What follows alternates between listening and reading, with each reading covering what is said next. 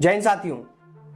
एक तरफ कोरोना काल में सेना भर्ती कराने की तैयारियां करते हुए सरकार युवाओं को यह भरोसा दिला रही है कि युवाओं की मांग पर सेना भर्ती शुरू होने वाली है। वहीं दूसरी ओर हकीकत कुछ और ही दिखाई दे रही है। साथियों, आपको बताना चाहेंगे कि रोहतक सेना भर्ती के बाद अब फरीदाबाद सेना भर्ती रैली को भी स्थगित करते हुए इसे आगे बढ़ा दिया गया है। आपको बता दें कि फरीदाबाद के स्पोर्ट्स स्टेडियम सेक्टर 12 में 17 नवंबर से 6 दिसंबर तक सेना भर्ती रैली का आयोजन किया जाना था, लेकिन अब इस सेना भर्ती को फिलहाल के लिए स्थगित कर दिया गया है। यानी अब यह सेना भर्ती 17 नवंबर से नहीं हो पाएगी। इसको लेकर जिला उपायुक्त यशपाल यादव ने स्टेटमेंट जारी किया है कि जिले में कोरोना के बढ़ते मामलों को देखते हुए फिलहाल के लिए सेना भर्ती पर रोक लगा दी है। अब यह सेना भर्ती कब होगी, इसको लेकर नई तिथि के बारे में जल्द ही जानकारी दे दी जाएगी। साथियों, आपको बता दें कि इससे कुछ दिन पहले ही रोहतक सेना भर्ती जो 26 नवंबर से 8 दिसंबर तक होनी थी, उसे भी स्थगित करते हुए आगे बढ़ा दिया गया है और अब उस भर्ती को अप्रैल 2021 में होना बताया जा रहा है। वहीं दूसरी ओर सेना कोरोना काल में सेना भर्ती कराने को लेकर तैयारी कर रही थी, जिसमें हमने आपको बताया था कि लैंसडाउन सेना भर्ती कार्यालय की ओर से जारी किए गए एक नोटिफिकेशन में साफ बताया गया है कि कोरोना के बीच सेना भर्ती होगी, जिसमें युवाओं को विशेष सावधानियां बरतनी होंगी।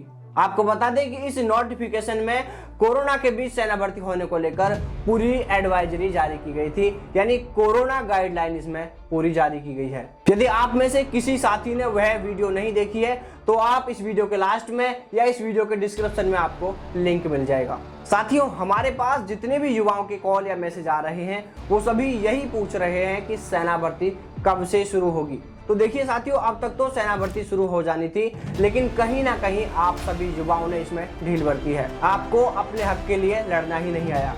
मैं तो सिर्फ इतना कहूंगा कि जब कोरोना के बीच सभी कार्य हो रहे हैं तो सेना भर्ती क्यों नहीं हो सकती। यदि सेना भर्ती में युवाओं की भीड़ होगी तो ये जो तस्वीर आप देख रहे हैं, क्या यह भीड़ नहीं है? मुझे नहीं लगता कि सेना भर्ती में इतनी भीड़ हो पाएगी, लेकिन फिर भी सेना भर्ती पर रोक है, बाकी सभी काम होंगे। अब ये जो तस्वीर देख रहे हैं यह 11 नवंबर की बीजेपी मुख्यालय की है, जहां पर बिहार चुनाव में जीत मिलने के बाद देश के प्रधानमंत्री नरेंद्र जी मोदी संबोधन कर रहे थे और यह भीड़ उनके सामने बैठी हुई थी, उनके सामने वहां जुटी हुई थी। अब आप खुद ही देख लो कि सरकार को युवाओं की कितनी फिक्र है। यार, सोचने वाली बात यह है कि यार आखिर देश में हो क्या रहा है। हर कोई अपने स्वार्थ में लगा हुआ है। हद हो गई यार। खैर छोड़िए इस बात को, चलो सुरक्षा को देखते हुए अगर सेना भर्ती आगे बढ़ाई भी जा रही है तो कोई बात नहीं, क्योंकि युवा कर भी क्या सकते हैं।